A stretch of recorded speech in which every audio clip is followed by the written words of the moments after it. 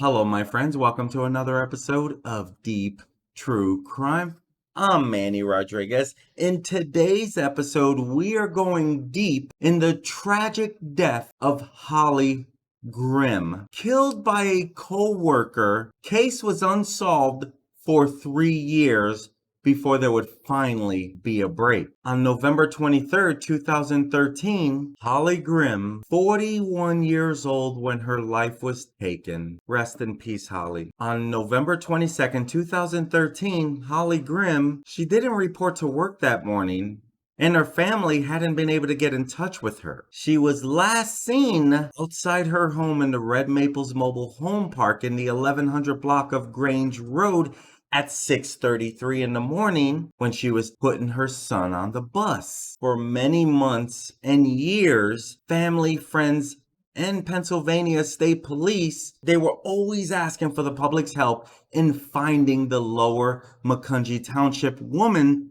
who had went missing on November 22nd. People at her work, they know her as someone who loves to bowl. Bowling was a big part of her life. The Lehigh Valley Crime Stoppers, they put up a reward of $2,000 leading for any information.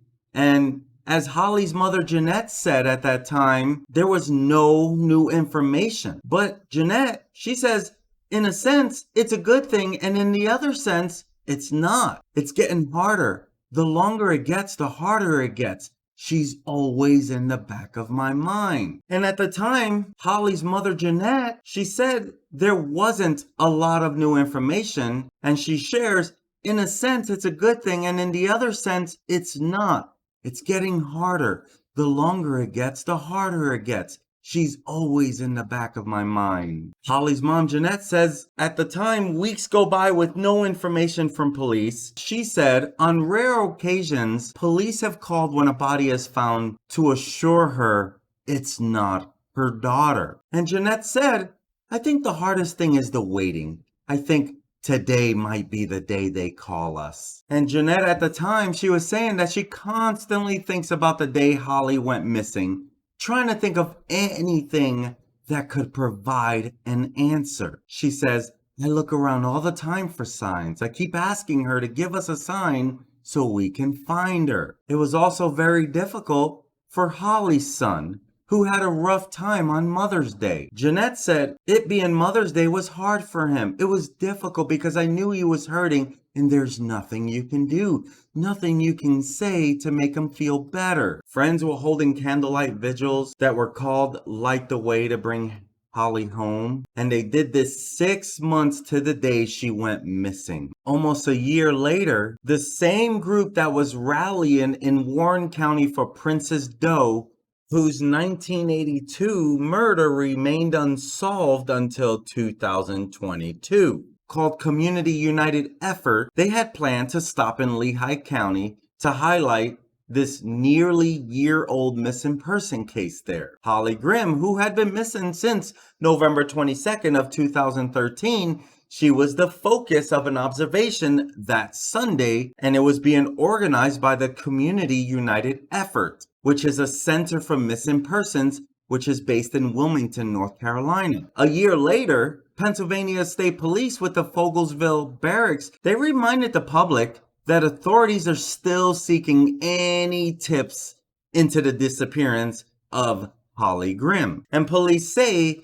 that her disappearance the morning of November 22nd, 2013 was under suspicious and unexplained circumstances. And so the police, they were sharing that this case remains open and active, and they were urging anyone with tips to call into the Fogelsville Barracks Criminal Investigation Unit. January of 2015, on a bitterly cold and bright Saturday morning, a group of about 30 volunteers did more than ask as they searched the South Allentown area for any clues that would explain what happened to Holly Grimm. Many people who didn't even know Holly were helping with this organized search. Joan Romig didn't know Holly Grimm, but she helped organize that search. She said, I just felt I should help. Romig, she said there was no new information that led the group to choose South Allentown, but organizers wanted to expand the search beyond the area around Grimm's home and neighborhood, which has been repeatedly searched. Romig said, "We felt there was time to branch out. We are hopeful we come up with some clues." 2 years later, the search for Holly Grimm had continued, and the case remained open and the search continued. About September 30th, 2016, there finally looked to be a break in the case. Almost 3 years after this Lehigh County woman disappeared from her Lower Macungie home, Pennsylvania State Police may have a new lead in the case. State Police, they had been at the Monroe County home of a man who worked with Grimm at Allen, Oregon. Investigators were digging in the backyard when a human bone was found on the Ross Township property. At the time, troopers, they didn't name any suspects. No charges had been filed in the connection yet, but all along they had a suspect, but they needed more information. Shortly after it was discovered, less than a week later, these bones had been confirmed as a human's bones. Investigators, they have been searching this property, 2368 Woodhaven Drive in Ross Township. This is also the home of Michael Horvath, a former co-worker of Holly Grimm's at the organ manufacturer who lives on this property. Jeanette Grimm, Holly's mother, when she found out about what the police have discovered, she still remained hopeful that her daughter was alive, but that police had alerted her to the Woodhaven Drive search prior to beginning to dig there with an excavator and manpower. Michael Horvath, he was long suspected in the 2013 disappearance of Holly Grimm. Authorities had questioned him as to why he was late to work the day that November when his 41-year-old co-worker from Lower Macungie Township went missing. And when investigators searched his Monroe County home, they found shackles, stun guns, notes that suggested he was stalking, and numerous DVDs related to murder, sexual deviance, and hunting humans. 2 bones that were found on Horvath's Ross Township property, they were determined to be pieces of Grimm's ribs. He was finally arrested and they charged Horvath with kidnapping and homicide. And this was a culmination of a 3-year investigation. Pennsylvania State Police Lieutenant Joseph Sokolovsky, at the time he said, "I know this is not the result Grimm's mother was hoping for. However, I hope she finds some solace in the relief from the daily anguish that I'm sure she suffered from the unknown, and she can grieve properly." Horvath, he was held without bail during the rest of this investigation. And so Michael Horvath, he becomes the prime suspect. So first, when Holly Grimm goes missing, police are called after she didn't report to work and her family wasn't able to get in touch with her, and she was last seen taking her son to a bus stop near her home in the Red Maples Mobile Home Park in the 1100 block of Grange Road. Grimm's co-worker, he was late to work that morning. And so police want to ask him about that, which is one of the first times that they are like, this guy is really going to be on our radar for a while. See, he shows up late for work on the day of her disappearance, and he tells the police that he was late because he was fixing a flat tire. In June of 2014, Michael Horvath is re-interviewed by investigators, and he tells them that he had been at Grimm's home before her disappearance to help her carry a washer and dryer into the home. He provides a DNA swab. In the meantime, the rally's being held to raise awareness of the case. The Community United Efforts Center for Missing Persons holds this rally in Lehigh County to bring attention to Grimm's disappearance on the 1-year anniversary that is approaching. Volunteers on this bitterly cold and bright Saturday morning, they're all trying to find Holly Grimm. And the search shows up nothing. On August 5th, 2015, tipsters, they believe that this body that was found in a river may be Holly Grimm. The New Jersey State Police sketches of a woman whose body turned up in the Delaware River, and it prompts some to contact the agency to report the sketches resemble Grimm. Authorities later rule out this possibility. On September 27, 2016, state police, armed with a search warrant, they begin digging for evidence in the backyard of Michael Horvath. They say his DNA matched a bloodstain found at Holly Grimm's home. On October 5th, 2016, these bones that were found in the yard were determined to be those of a human remains. Then October 13, 2016, authorities announced the filing of homicide charges against Michael Horvath. Authorities spent 9 days combing Horvath's property, and the DNA from one of the multiple human bones found there was compared to Grimm's profile, and it was determined to be a match. When Holly Grimm went missing and they went searching for her, they went to her home and they found her car in her driveway and a spilled coffee mug and overturned ashtray in her residence. When investigators interviewed Horvath, who also worked at Allen Organs with Holly Grimm, he told detectives that he was late because he got a flat tire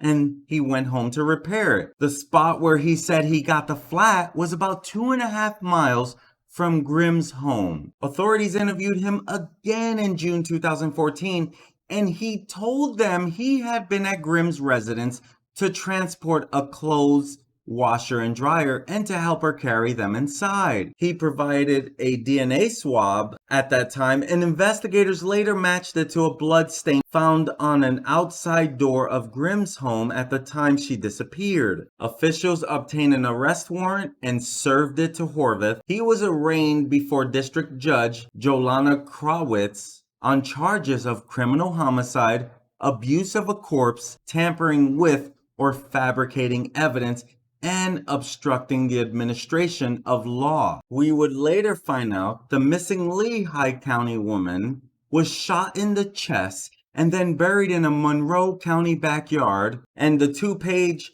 preliminary forensic report says Holly Grimm was shot through the sternum before being buried in a Ross Township backyard, partially exhumed and reburied. Some of Grimm's bones were found under a metal children's bed frame, but other bones are still missing. Michael G. Horvath even possessed digital photos taken inside her Lehigh County home the year she went missing. Holly Grimm's neighbor, Tammy Siebert, she testified about having last seen Grimm the morning on November 22, 2013, as they returned home from dropping off their children at the bus stop. Grimm had exited her Chevy Cavalier, reached back inside as if to get something, then seemed to focus on something up the street before going inside her home. Tammy, about 5 minutes later, was in her windowless bathroom when she heard a thump from the direction of Grimm's mobile home. She said, "It didn't sound like something had fallen outside. The best thing I can relate it to is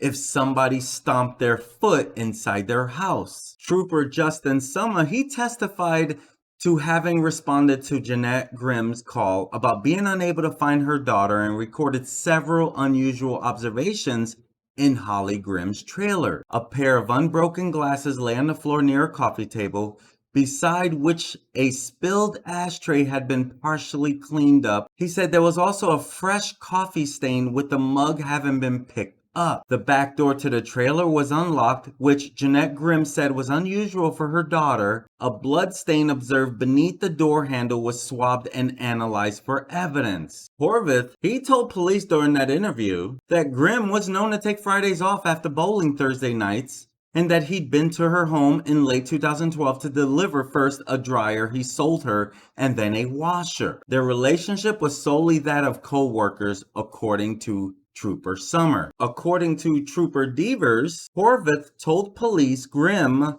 was known to take Fridays off after bowling Thursday nights, and that he'd been to her home in late 2012 to deliver first a dryer he sold her and then a washer. According to the trooper, Horvath said their relationship was solely that of coworker. And Devers testified that I believe he described her as a good worker, but she could be a pain in the butt at times. Devers testified, I believe he described her as a good worker, but she could be a pain in the ass at times. Photos that were taken from an external hard drive, still under investigation by police, show Horvath was in possession of photos taken outside Grimm's home in August 2009 and inside the home from sometime in 2013. Devers testified to this in court. Another photo was dated from July of that year. During a second interview with Horvath on June 9th, 2014,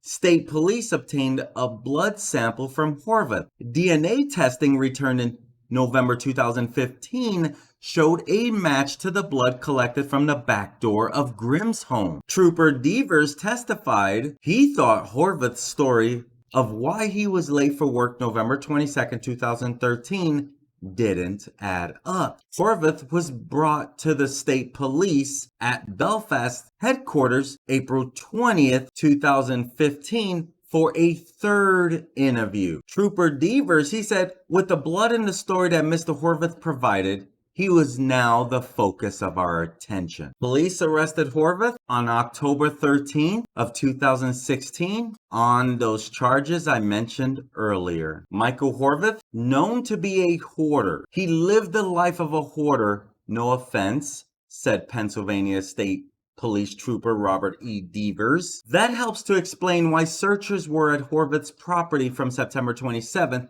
until the early afternoon of October 5th, executing search warrants obtained September 27th for the exterior and September 29th for inside the home. Devers, in testimony, described a multitude of boxes and debris. Among the items found were shackles, stun guns, and DVDs that covered topics such as murder, sexual deviance, and hunting humans. In an effort to get the kidnapping charges dismissed, defense counsel for Michael Horvath, Frederick Cotallo, he suggested an explanation for Grimm's remains being found on the property that he believed would exonerate his client. He said someone else could have trespassed on the unfenced property surrounded by woods west of Saylorsburg and deposited them. Cotallo made the argument in a successful bid to have the kidnapping charges dismissed as they are linked to the homicide, and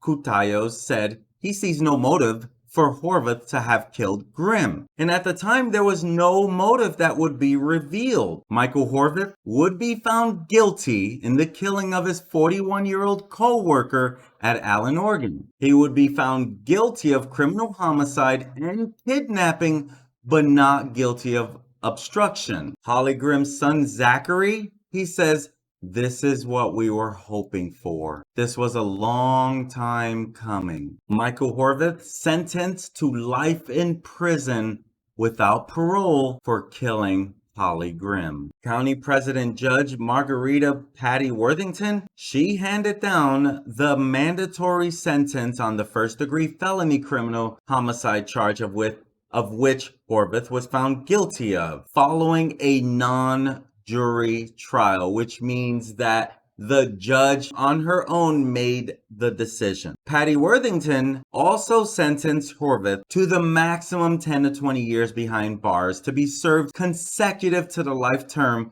on 2 related counts of kidnapping. At his sentencing, the judge who presided over the Michael Horvath trial said in her 23 years on the bench, she can't recall a case with this sense of depravity. The judge said Holly Grimm no doubt dealt with terror and horror during the last moments of her life. Holly's son, Zachary Grimm, he said, I don't want to go as far as to say it's relief, but it is definitely some weight off the shoulder. After the 55-year-old man was convicted of kidnapping, killing, and burning the body, Zachary says, I wish we could get some real closure and figure out why this actually happened. Maybe find out where she is, where the rest of her is. In court, Michael Horvath, he continues to deny that he is responsible for killing his Allen, Oregon co-worker. Throughout the trial, prosecutors read Horvath's diary detailing how he stalked Grimm and other women for years. His attorney, Janet Jackson, he said to the family what he wanted to say in court and that he is sorry for their loss, but is not responsible. Assistant District Attorney Michael Rakaszewski, he said that Michael Horvath has a darkness inside him and called him a monster. He said the defendant was fascinated with evil and had a fascination with serial killers, a lot of serial killer memorabilia. Her son Zachary, who was 16 years old at the time Holly was kidnapped, he said that the sentencing may not offer a sense of peace, but the memory of his mom will always will. He said she was the kindest, nicest. She would always make you laugh. I think the people who knew her are going to remember her forever. Michael Horvath, he says that he plans to fight this and an appeal is expected. The judge also said Horvath's action had a profound impact not just on Grimm, but her entire family community. Now he will spend the rest of his life in prison without parole. In March of 2017, Jeanette Grimm, the mother of Holly Grimm, passed away of natural causes. She would not stay alive long enough to see justice done for her daughter. Rest in peace, Jeanette. Stephen Markowitz, Allen, Oregon president, he says, I think that anybody that knew her, Jeanette, knew that she was a terrific person and set a good example for the human race. She was called Mama at home by her 7 children, and at Allen, Oregon, where she worked for 17 years. Markowitz says she always was there to help the other employees when they had their challenges in life,